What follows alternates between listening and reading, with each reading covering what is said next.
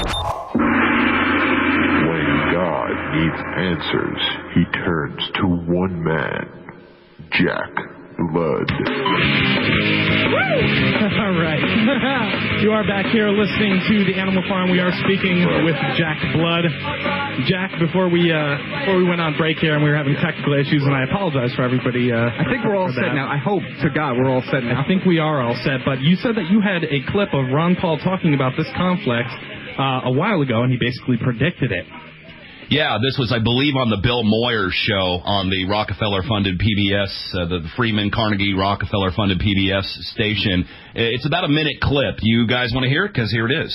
Yeah, sure. This is amazing. This is Ron Paul predicting the Georgia conflict, which you know, the writing was on the wall, but talking about how foreign intervention and foreign entanglements could lead to something like this back in 2002. Here he is. Congressman, what do you think about the president's new policy of preemptive first strikes?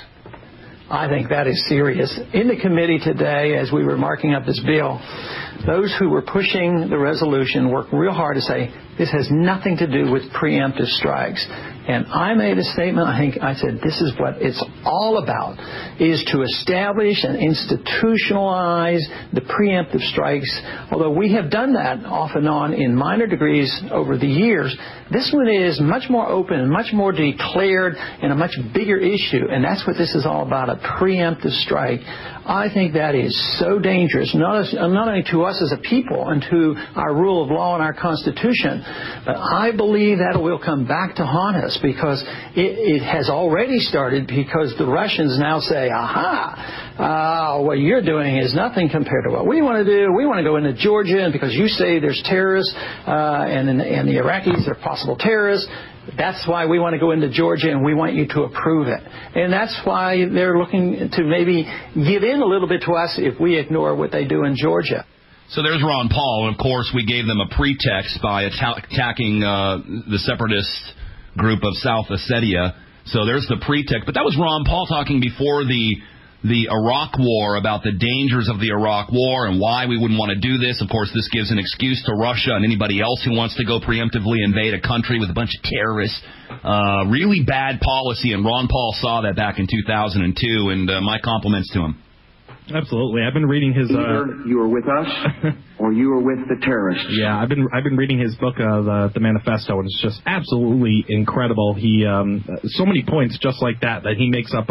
It's such a philosophical book in terms of politics, and he really has the mind of literally somebody that created the Constitution, because he understands the general notions of man and what happens, and the philosophical problems with the sort of the social environment that we put ourselves in, where we sort of think that we can write a blank check, an income tax check, and then sort of that's our moral obligation and our moral support to the world or something like that. Yeah, we can't lecture China on torturing people and torturing and outing political dissidents when we do the same thing here. We can't lecture Russia or anybody else on their foreign excursions and meddlings when we do the same thing. And that's the problem, and that's what we've been saying all these years.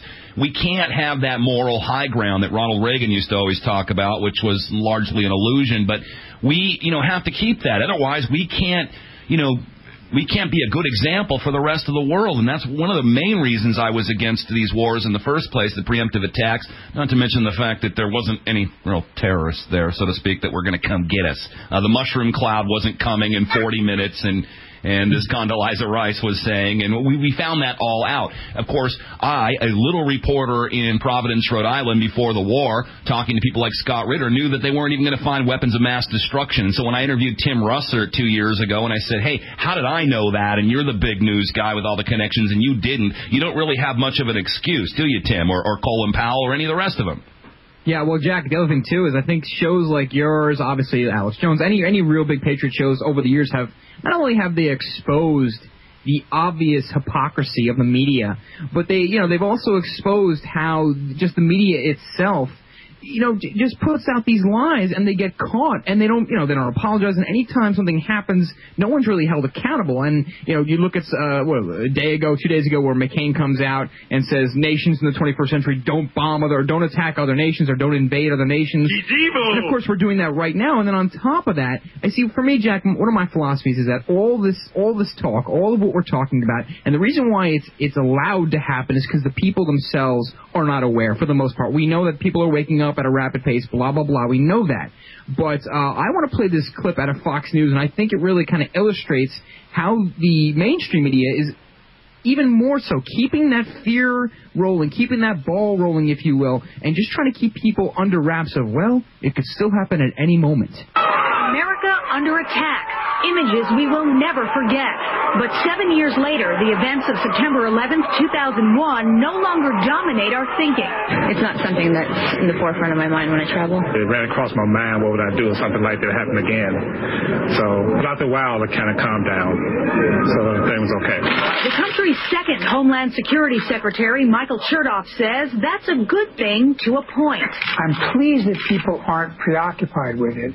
I would be concerned and I am concerned when I read people somehow suggest that the whole issue is overblown or that somehow the absence of an attack means it's disappeared. Chertoff says fighting complacency is crucial, but with increased security everywhere from airports and malls to sporting events, he believes the post-9/11 mindset has become second nature. It's a little bit like living with a kind of a chronic condition, and we recognize that there's certain... I mean, just listen to what he's saying. We've heard Chertoff talk about complacency and how it's a huge problem, but just listen to how Fox News is portraying this piece. Things you need to do to manage the condition. You need to manage your daily activities in a way to deal with that condition. So, too, on a national level, we need to manage our vulnerabilities. Professor Richard John teaches in USC's new anti-terrorism program and says it's increasingly difficult to impress on students that Here's another winner. Listen to this guy. Another attack could come at any time. This is the same pattern that you see with natural disasters, with